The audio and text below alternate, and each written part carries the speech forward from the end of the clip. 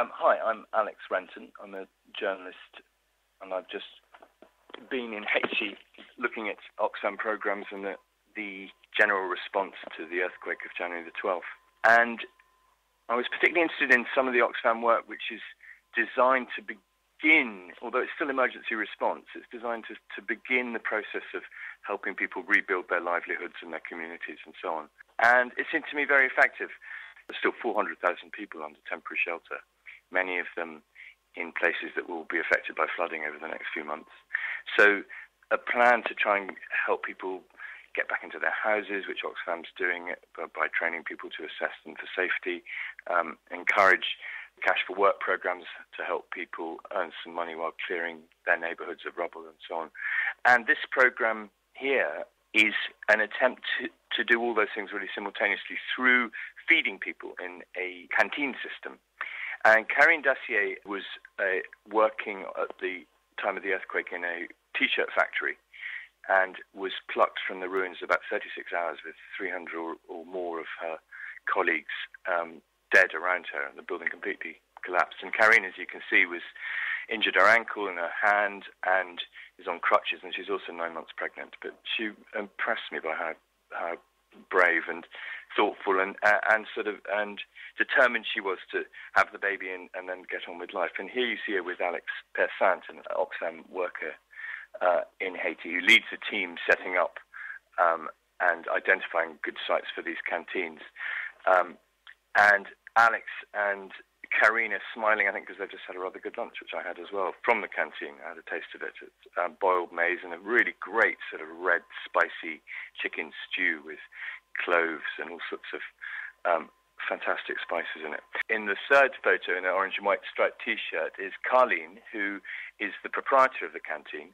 And the way this works is Alex and the team identify people in communities who have had small catering businesses, restauratrices they call them, and Carleen was one of these, who, I mean, clearly the business has either stopped, and most often because their house is no longer safe to work in.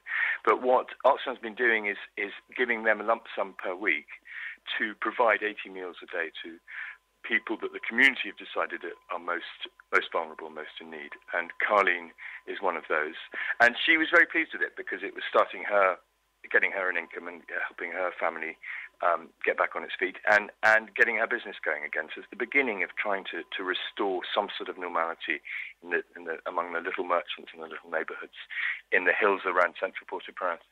Karine that day had a canteen meal through the canteen system which Oxfam's running with a local partner, NGO COSPAM, and indeed with the community. In the next shot, there's an amazing sight, really, and you saw this a lot in these steep slopes where some of the poorest slums are in Port-au-Prince. People getting together to clear space, clear rubble, piles of rubble everywhere, and here working hand to hand as a human chain, passing rocks and buckets of rubble down the mountain to a collection point where they can be taken away.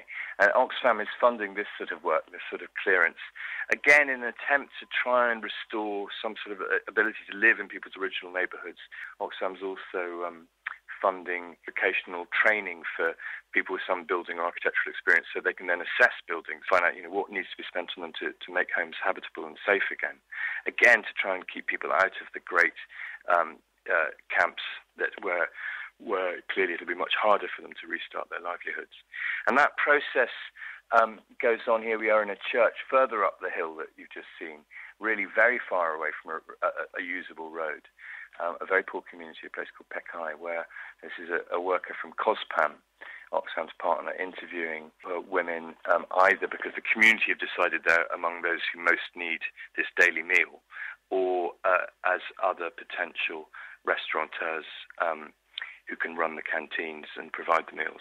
That's Sylvanie with her young son, Gael Pierre, and there you see her, like so many people, there's one habitable room in her house behind her, the remains of her little cafe. You can see a little stove there on the rubble in front.